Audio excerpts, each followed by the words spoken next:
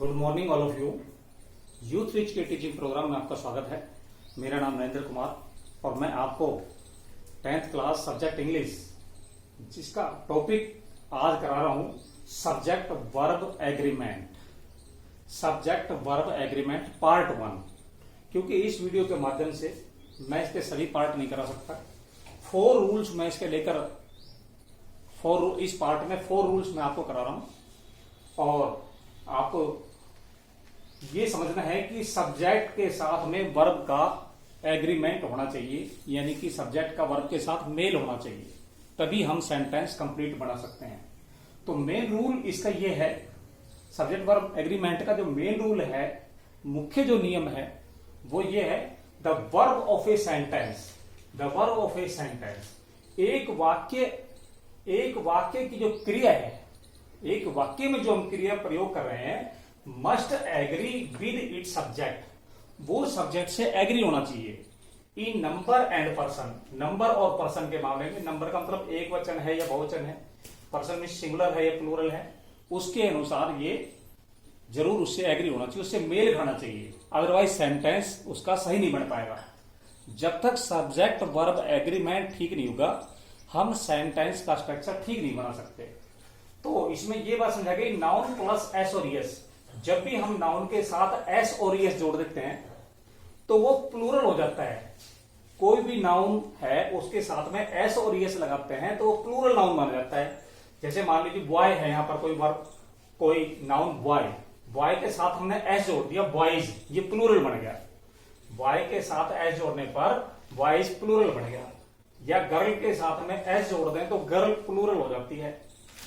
लेकिन वर्ब में एस और एस जब भी जोड़ा जाए, जब भी हम वर्ब के साथ एस और एस जोड़ते हैं तो वो सिंगुलर हो जाती है। अब यहां पर ये बात ध्यान रखने वाली बात है, the base form of a verb, verb की जो बेस फॉर्म है, वर्ब का जो बेस फॉर्म है, जो फर्स्ट फॉर्म जो यूज करते हैं हम, इज ऑलवेज प्लूरल, वो प्लूरल ही होती है, बहुवचन होती है। व्हेन वी ऐड एस और एस, जब भी हम वर्ब के अंदर एस और एस ऐड करते हैं विद वर्ब के साथ, इट मेक सिमिलर, तो ये सिमिलर बनती है। यानी कि कोई भी वर्ब अपने आप में प्लूरल है, सिमिलर कब बनती है, जब उसमें हम एस या एस जोड़ते हैं तब सिमिलर बनती है। अब यहां पर रूल नंबर 1 देखिए, यूज ए सिमिलर वर्ब, हमें सिमिलर वर्ब इस्तेमाल करनी है with singular subject, singular subject के साथ। जब भी सब्जेक्ट या कोई नाउन अगर सिंगुलर है तो हमें सिंगुलर वर्ब इस्तेमाल करनी है। सिंगुलर वर्ब मींस वर्ब के साथ एस और एस लगाएंगे अगर सिंगुलर सब्जेक्ट है तो। एंड प्लूरल वर्ब, और हम प्लूरल वर्ब इस्तेमाल करेंगे, यानी बेस फॉर्म इस्तेमाल करेंगे वर्ब का विद प्लूरल सब्जेक्ट, सब्जेक्ट यदि प्लूरल है तो। एग्जांपल देखिए इसका, सुधीर राइट्स, सुधीर क्योंकि सिंगुलर सब्जेक्ट था, सिंगुलर नाउन था, इसके साथ में सिंगुलर वर्ब का इस्तेमाल किया गया, राइट्स, WRITES, हमने इसके साथ एस लगाकर, वर्ब के साथ एस लगाकर इसको भी सिंगुलर बना दिया है। सुधीर सिंगुलर था तो वर्ब भी सिंगुलर है, सुधीर राइट्स, सिंगुलर हो गया ये। अब दूसरा सेंटेंस देखिए इसी का, अंजनी एंड सुरेश, क्योंकि ये प्लूरल हो गया एंड से जुड़कर, दोनों नाउन जब एंड से जुड़ गए, अंजनी एंड सुरेश, ये प्लूरल हो गए, तो हमने यहां पर इसके साथ में जो वर्ब लगाई है वो इसका बेस फॉर्म लगाया है, प्लूरल वर्ब लगाई है, right. Anjani and Suresh right, यहां पर हमने एस और एस का यूज नहीं किया है। ध्यान दीजिए, जैसे यहां पर सुधीर सिंगुलर था, सिंगुलर वर्ब के साथ में, सिंगुलर नाउन के साथ में सिंगुलर वर्ब इस्तेमाल किए। ऐसे ही दूसरे सेंटेंस के अंदर अंजनी एंड सुरेश, ये प्लूरल हो गया एंड से जुड़कर, यानी 2 सब्जेक्ट जुड़कर प्लूरल, एंड से जुड़ गए तो प्लूरल बन गए। यहां पर हमने प्लूरल वर्ब का यूज किया है, राइट, ना कि एस और एस लगाया प्लूरल वर्ब का। दूसरा सेंटेंस हम देख सकते हैं, द बॉय रीड, बॉय अपने आप में सिंगुलर था तो हमने सिंगुलर वर्ब का इस्तेमाल किया, जैसे ऊपर बताया गया सिंगुलर वर्ब। सिंगुलर वर्ब कब बनेगी, जब एस और एस लगेगा तब। The boy reads, reads S लगाकर सिंगुलर बनाया।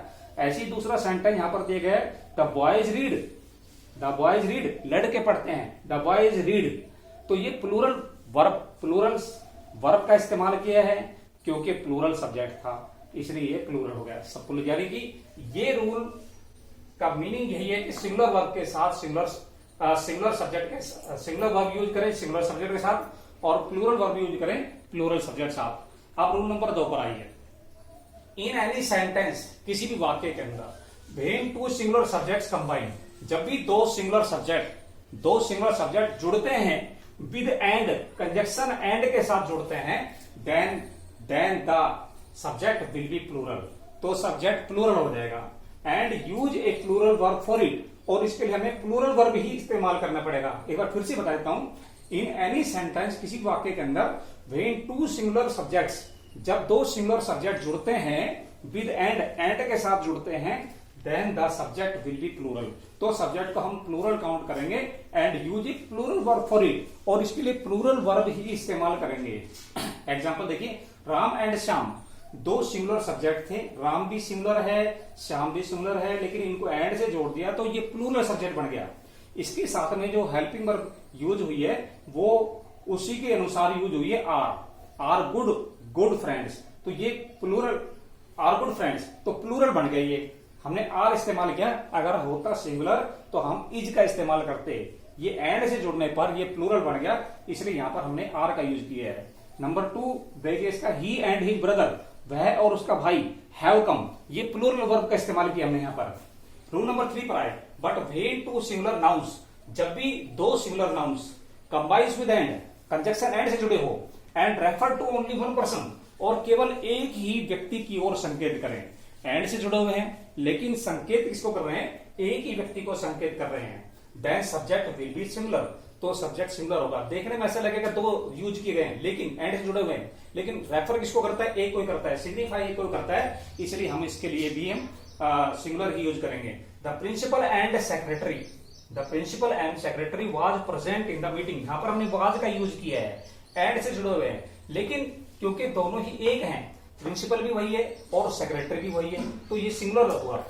The principal and secretary was present in the meeting, तो यहां पर article the is use for only one, केवल एक के लिए ही द यूज हुआ है।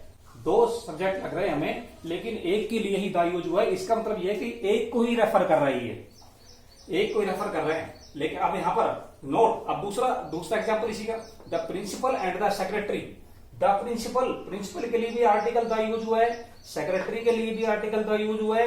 इट मींस ये टू डिफरेंट सब्जेक्ट्स हो गए, दो अलग अलग सब्जेक्ट्स हो गए, इनके लिए हमने वर लगाया, प्लूरल हो गई, वर लगाना पड़ा, were present in the meeting. यहां पर देखिए two persons are here, two persons are here, यहां पर दो व्यक्ति मानेंगे हम, लेकिन वहां पर जो क्योंकि आर्टिकल एक के लिए यूज हुआ है इसलिए एक ही व्यक्ति को मानेंगे हम। यहां पर आर्टिकल दोनों के लिए इस्तेमाल हुआ है तो दो व्यक्ति को संकेत कर रहा है, सिग्निफाई कर रहा है, इट मींस हमें यूज करना है पर प्लूरल वर्ब को। Rule number 4, if any possessive adjective is used before both subject, अगर कोई भी पोसेसिव एडजेक्टिव इस्तेमाल किया गया है दोनों सब्जेक्ट के सामने, कंबाइन विद कंबाइन विद और जुड़े हो एंड से, दे विल बी प्लूरल, तो वे प्लूरल होंगे। जैसे कि his uncle and his garden have come, his uncle and his garden have come, तो ये प्लूरल है, एंड से जुड़ा हुआ है, हिज अंकल हिज गार्डन, तो पोसेसिव जो एडजेक्टिव यूज हुआ है अंकल के सामने भी यूज हुआ है और गार्डन के सामने भी यूज हुआ है, इसलिए यहां पर हमने प्लूरल वर्ब का इस्तेमाल हुआ, प्लूरल। अब ऐसे ही बात यहां पर ध्यान देने वाली बात है इसके अंदर, जैसे कि आर्टिकल का उसमें था इससे पहले वाले में, यहां पर यह है हिज अंकल एंड गार्डन, यहां पर हिज पोसेसिव इस्तेमाल नहीं हुआ है, सिर्फ हिज हुआ है अंकल के लिए, यानी हिज अंकल एंड गार्डन, एक ही व्यक्ति है, हैज कम, यहां पर हमने इसको सिंगुलर बनाया है, इसलिए ये सिंगुलर वर्ब इस्तेमाल होगी यहां पर।